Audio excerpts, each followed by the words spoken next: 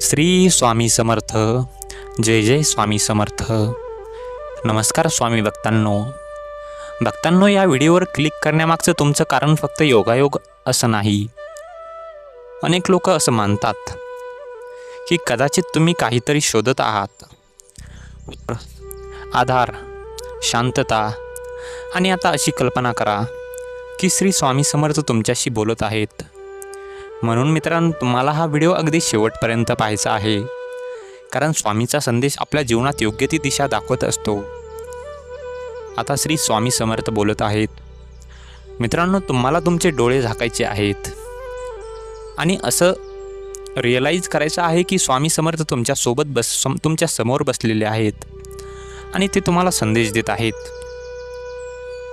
बाळा, इतका थकलेला का दिसतोस? चेहऱ्यावर हसू आहे पण मनात वादळ चालू आहे. सगळ्यासमोर तू म्हणतोस की मी ठीक आहे, पण रात्री उशीवर डोकं ठेवताच तुझ्या मनात हजारो विचार सुरू होतात.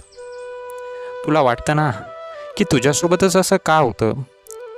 बाकीच्यांचं आयुष्य इतकं सोपं आणि माझं इतकं कठीण का आहे?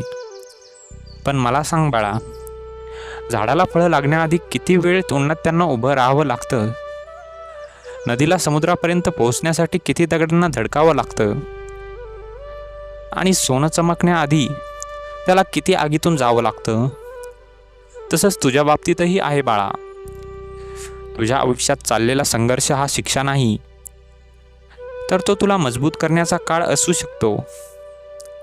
तू स्वतःची तुलना दुसऱ्याशी करतोस. तो पुढे गेला, त्याच्याकडे हे आहे, त्याचं जीवन चांगलं आहे. पण बाळा, तू एक गोष्ट विसरतोय. प्रत्येकाचा प्रवास हा वेगळा असतो. बाळा, तुला वाटतं मी खूप प्रयत्न करतोय तरी काही बदलत नाही. पण बाळा, बी पेरल्यावर दुसऱ्याच दिवशी झाड उगवत नाही. तुझ्या डोळ्यात जी स्वप्न आहेत ती विनाकारण दिलेली नाहीत. तुझ्या मनात ज्या इच्छा आहेत त्यांच्यामागे काही ना काही कारण असू शकतं. पण इच्छा ठेवताना धीरही ठेवावा लागतो. आणि आणखी एक गोष्ट लक्षात ठेव बाळा, स्वतःला कमी समजणं बंद कर. तू तुझ्या चुका आहेस असं समजू नकोस.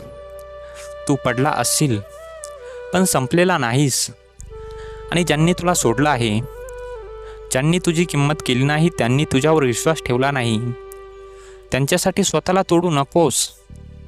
कारण कधीकधी आयुष्यात काही लोक दूर जातात, म्हणजेच ती शिक्षा नसते तर नवीन जागा तयार होत असते. आणि तू रात्री रडला असशील, कुणालाही न सांगता मनातलं दाबून ठेवलं असशील. पण एक गोष्ट लक्षात ठेव बाळा, मनातलं ओझं कायम एकट्याने व्हायचं नसतं.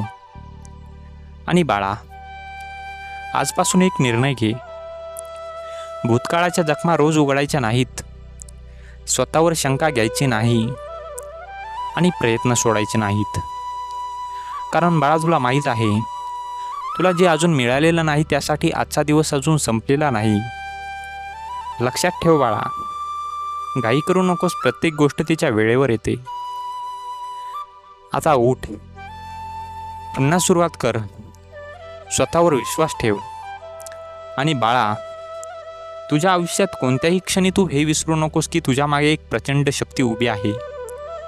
जी शक्ती तू पडलास तरी तुला परत उठवेल, तुला परत बळ देईल.